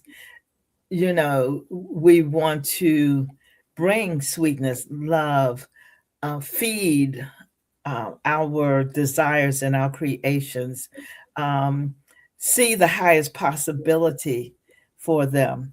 And when we bring them out into the world, that this is possible. These are possible. So as we're wrapping up, there's two questions that Rakita wants me to ask. I'm going to ask one, then I'm going to ask you about your book and how people can get in touch with you, and then I'll ask the final question. So as we're wrapping up, what's one thing you want to offer to Black women as they step into 2026? Ah, oh boy. Bring your focus back into yourself. I heard you before I came on this call, speaking with Mhm, someone about a new love in their lives. mhm. Um, if I will say it 1,000 times. Bring your focus back to yourself, and let what you want in your life be created from how you love yourself. Mhm. Let that same love be a mirror for you in your life. Bring it back to yourself. So whatever practices that means, whatever ways you take care of yourself, if you go to spas, if you get massage, if you meditate, if you pray, if you walk by the, whatever that means for you, but let let yourself be a priority.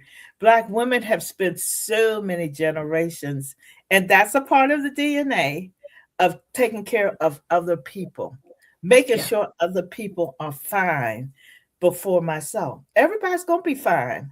When everybody's gonna be fine, they're gonna be as fine as they want to be. And in Yeah. truth, we don't have a responsibility for other folks being fine unless they're little children. Everybody is responsible for their own being well. So that is that would be the first thing and only thing really at this moment that I would suggest. And and and what was the second question? Well, I want to ask, I didn't ask the second question yet. I do Oh, want to ask about your book. oh yeah. So your new book is out, just came out. Was it last month or end of October? And it is called Reiki Heart and Soul, Many Yes, Stories, many stories One from. Bright Light. Tell us about this book. Oh, that was it. Surprise, surprise. Okay. I asked you about So your book. yeah, this so it's a beautiful anthology. My the book that I birthed is a beautiful anthology of 22 Reiki origin stories from diverse voices in the Reiki world. Um, because I am familiar with many Reiki teachers in the world, um, I wanted to introduce voices that the world doesn't necessarily hear from Reiki master teachers and Reiki practitioners. The urban Black male Reiki teacher voice is hardly ever heard in the world. So there are three, I believe three, yeah, Mhm. such men in this book who share their stories. So and that's just an example. So yeah, origin stories from how did you become Reiki? How did Reiki find you? and Big and Reiki what how you conspiracy. practicing now? Yeah. How can people find the book? Where can they get it? There. Okay. So the usual outlets, virtual online outlets. Amazon is having a little glitch now, which is not just with my book, but it's Amazon. If you try to order on Amazon, the paperback, you can get the Kindle easily, but there will be a glitch. Might be a glitch with Amazon, which my publisher and other folks are trying to get it worked out. Is there another Um, place that somebody wanted to order the paperback? Where could yeah, they get it? books and no book Barnes and Nobles, Books a Million. Lots of folks have told me that they've just asked their independent bookstores in their community to order Mhm. the book for them, and that's a great way um, to get the book. If you're in DC, come by our book signing at Busboys and Poets in Hyattsville um, on December 29th from 3 to 6. We're going to have a lot of fun. I'll be And there. yeah, Jamila will be there. And three or four of our other contributing authors will be there who live locally in the DC area. Um, and I'm if you excited have, my website will be posted here. If you have a problem, really finding the book, just for the chat. shoot me a message. I'll put your website in the chat as well.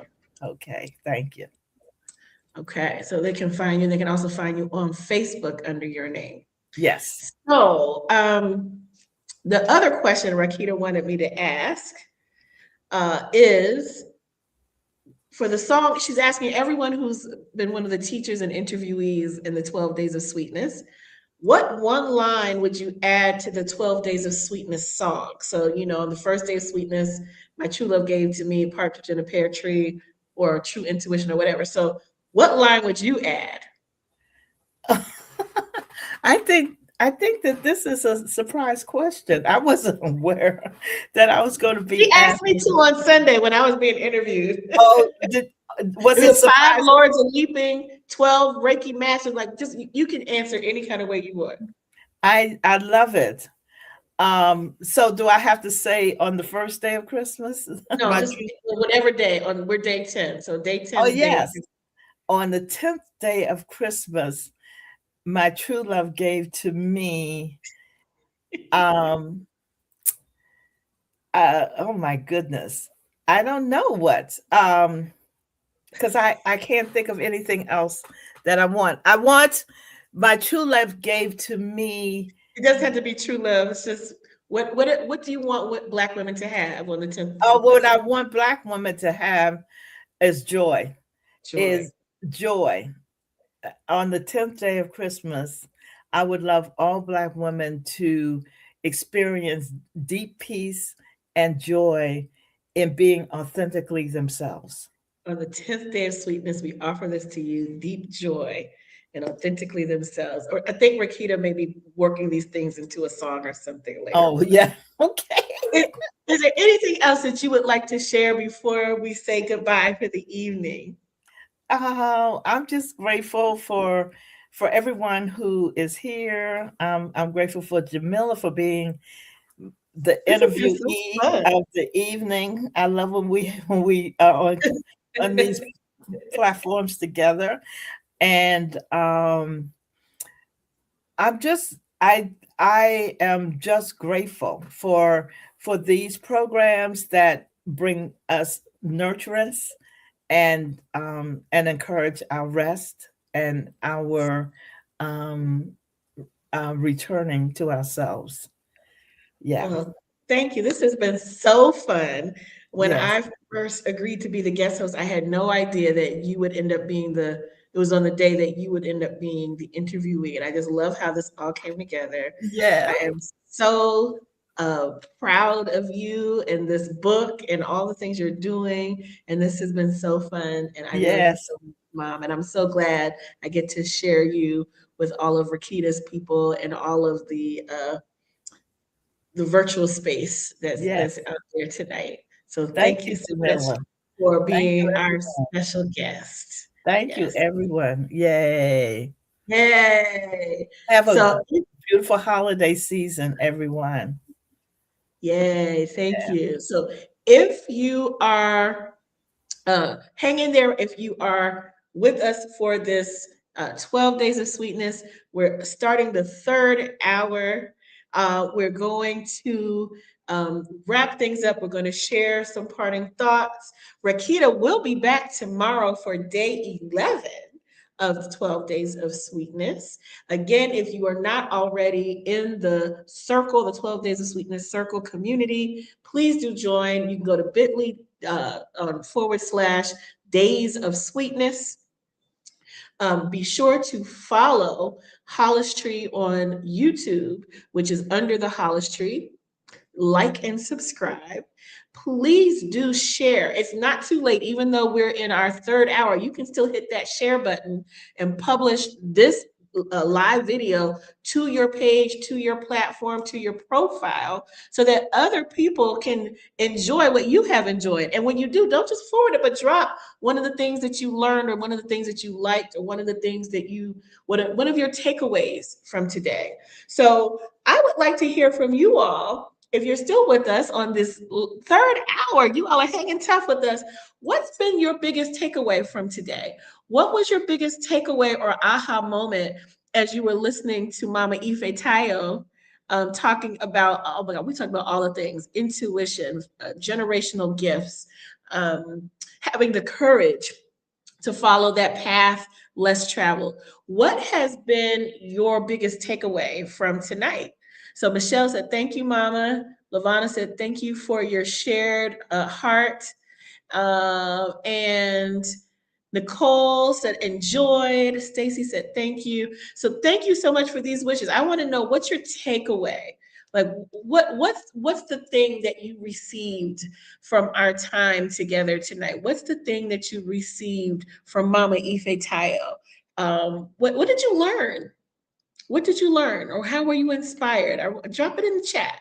I know that she would love to read that, and so would Rakita. Rakita needs to know that I did my job up in here today. So, what was your takeaway from today?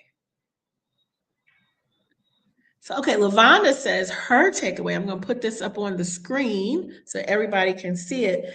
Honoring what nourishes your spirit and lean into that physically and spiritually. Oh, that's beautiful. Thank you so much, Lavonda. And thank you for joining us tonight. We really appreciate you being here and being on the live stream. Shout out to everybody who's on the replay. We love you too. What else were the takeaways? Okay, Stacy says her takeaways, so much wisdom, putting yourself first. Yes, yes. What she said about for generations, Black women have taken care of everybody else. And it's time for us to take care of ourselves. Thank you so much, Stacy. Michelle says she helped, oh, I didn't see the whole message. She helps us recognize the, and then the rest of the message is cut off. So Michelle, please do finish your thoughts so that we can hear what your takeaway is in the chat. Hear what your takeaway is. So if you aren't already following Ifetayo on Facebook, please follow her there. You can also go to her website to reach her, ifetayowhite.co. And reach out to her so you can get on her mailing list so that when she's dropping all this knowledge or she has her next virtual or in-person retreat, that you are able to participate. Nicole says her takeaway is inspiration, taking time for me daily, starting with 13 minutes. Yes, 13 minutes for Nicole. Nicole is my line sister, number 13 on my Delta line. So, okay, Michelle was saying she helped us recognize how our spirit speaks to us. Yes. Yes, how our spirit speaks to us. That's awesome. Thank you so much for that. If anybody else has a takeaway that you want to drop in the chat, please go ahead and do that, and I will read it on the air. But in the meantime, I just want to tell you all how much I have loved this time together with you all. And I am so honored that Rakita asked me to be her guest host so that she could have a little break and tend to her family. I am so honored. It has been so delightful. Stacy says, I've already ordered her book. Yes, get that book, Reiki, Heart, and Soul. Many Stories, One Bright Light. You can get it from most places where books are sold. And if you don't see it, ask for it. They can get it for you. So I was saying that I'm just so honored and so grateful that Rakita asked me to do this, and so honored and grateful that you all could be a million places doing a million things tonight, and you chose to be here with me and with my mom and with Hollis Tree for 12 Days of Sweetness, day number 10. Rakita is back tomorrow on day number 11 of 12 Days of Sweetness. Also, if you're part of the community, not only do you get those lessons, the video lessons, the practices, the downloads, all of the stuff, but you get to be entered into different giveaways as well. So be sure that you are registered. It is free. You just have to sign up. The link is bit.ly and then /Days of Sweetness. So I want to say good night. I wish you all lots of sweetness wherever you are in the world. May your day tomorrow be even sweeter than it was today. And I thank you so much for your time. Have a beautiful evening and enjoy all of the blessings and the joy and the peace of this holiday season. I will see you all in 2026. And thank you, Rakita. We love you so much. Have a beautiful evening, everyone.